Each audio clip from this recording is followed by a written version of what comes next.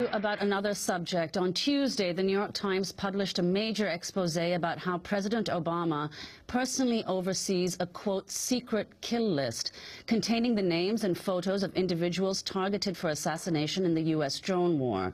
According to the Times, Obama signs off on every targeted killing in Yemen and Somalia and the more complex or risky strikes in Pakistan.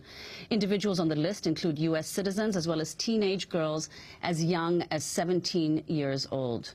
Glenn, can you comment on that? Well, we've, of course, known for a long time that the President of the United States believes that he has the power to order people killed, assassinated, in total secrecy, without any due process, without transparency or oversight of any kind. I really do believe it's literally the most radical power that a government and a president can seize, and yet the Obama administration has seized this power and exercised it aggressively with very little controversy. What the New York Times article does is it adds some important, though very disturbing details.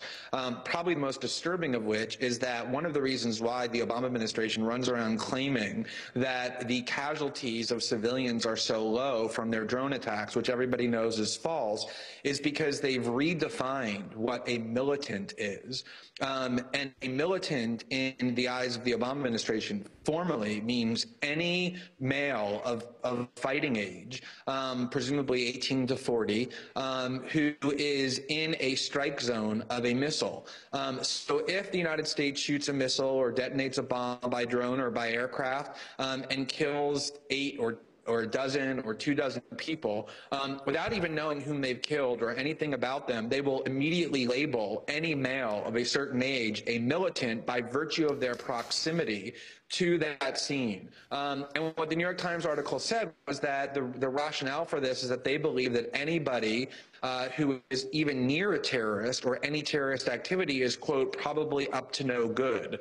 Ironically, that is, as Will Bunch of the Philadelphia Daily News pointed out, the exact phrase that George Zimmerman used when describing Trayvon Martin to the 9/11 call, that he must be up to no good. This sort of suspicion that even though we don't know anything about somebody, the mere happenstance of where they are or what they're doing entitles us not just to harbor suspicions about them, but to kill them. And it's amazing that American media outlets continue to use the word militant to describe people who are killed by American drones without knowing their identity, even though we now know that the Obama administration uses that word in an incredibly deceitful and propagandistic way. And the fact that Obama himself is sitting at the top of this pyramid, making decisions about life and death, issuing death sentences without a shred of oversight or transparency, really ought to be provoking widespread outrage. And yet, with the exception of a few circles and factions, it really isn't. And your response to William Daley, the White House chief of staff, in the Times, saying Obama called the decision to strike the U.S.-born cleric Anwar al-Awlaki an easy one,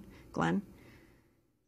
Well, this is why I wrote yesterday, I think one of the things that the New York Times article did was shed light on President Obama's character. We can talk a lot about his policies, and that usually is what's most important. We've known that he's been embracing these radical theories of executive power that even George Bush's former CIA and NSA chief, General Michael Hayden, has lavishly praised, and other Bush officials are over the moon about in terms of President Obama endorsing them. So we know his policies have been extremist and radical. But here you have one of the most controversial things, as I said earlier, that a president can do, ordering an American citizen assassinated by the CIA in total secrecy with no due process, never been charged with any crime, even though they could have charged him if they really had evidence, as they claim, that he was guilty of plotting terrorist attacks.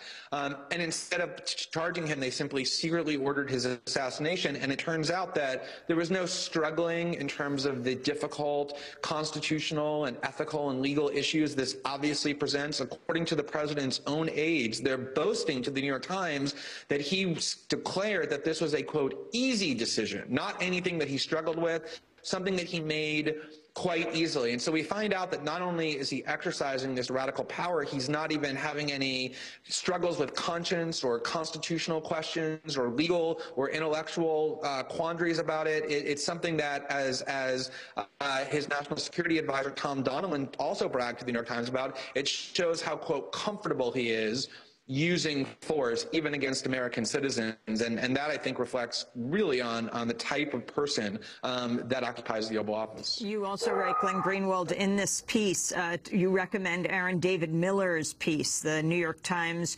reporter who does a piece in foreign policy called Barack O-Romney, that the reason these candidates, Romney and Obama, are not particularly fighting over foreign policy but domestic issues is because of the broad Democratic-Republican consensus between the Republicans and the Democrats. Even as they fight about what's going on in Washington, people talk about no consensus at all.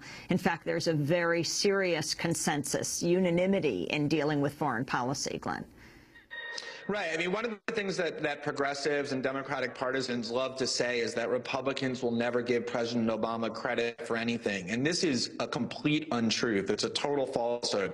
You can go back over the last 3 years and find instance after instance after instance where not just Republicans, but the furthest right neocons and national security state officials of the Bush administration have lavished President Obama with praise for his most defining and controversial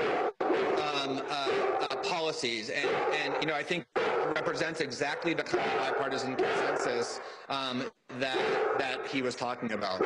Well, I think you better go, Glenn. I don't want you to get bit by the dog.